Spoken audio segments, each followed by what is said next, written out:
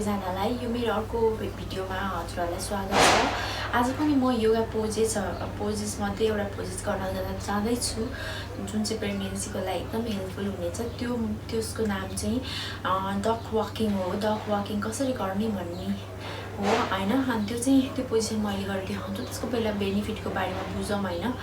अनि त्यो डक वाकिङले चाहिँ के गर्छ भने हाम्रो यो पेल्भिक फ्लोरलाई एउटा स्ट्रेनिङ भनेको एउटा बलियो बनाउने हुन्छ नि, त्यस्तो गर्छ। अनि अर्को भनेको हाम्रो हिप जोइन्ट र पेल्भिक फ्लोरलाई चाहिँ एउटा फ्लेक्सिबिलिटी हुन्छ नि, फ्लेक्सिबिलिटी दिन्छ। अर्को भनेको यो हाम्रो इन्हान्सिङ बेबी पोजिसन भनेको बेबीको पोजिसन। बेबी त वरिपरि घुमिराखेकै हुन्छ, तर उसको आफ्नो टाइम आइसकेपछि 8 महिना भइसकेपछि उसको हेड चाहिँ डाउनवार्डतिर जानुपर्ने हुन्छ क्या।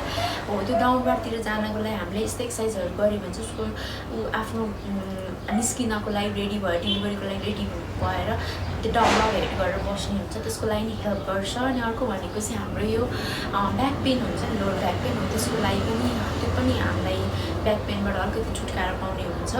अर्को भनेको ब्लड सर्कुलेसन हुन्छ हाम्रो यो लेग्स एरियातिर यसरी वर्क गर्दाखेरि। तर अलिकति गाह्रो चाहिँ छ, पेट ठुलो भएपछि, सानो हुँदा त्यस्तो गाह्रो हुँदैन। त्यसको लागि हामी के गर्छौँ भने दुईवटा खुट्टा हामी यसरी टेक्छौँ, हातले यसरी यसलाई ठेल्ने हो, यसरी ठेलेर सक्दो बाहिर लग्ने हो।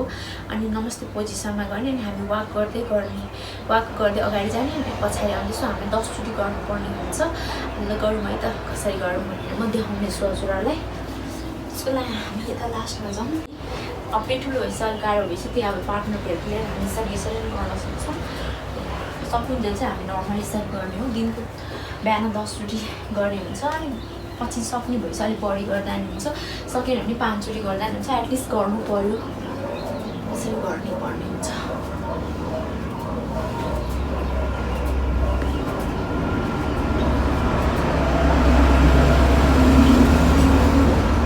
आजको लागि यति भन्दै म आफ्नो भिडियो यहीँ गर्छु, बन्द गर्नेछु। धन्यवाद।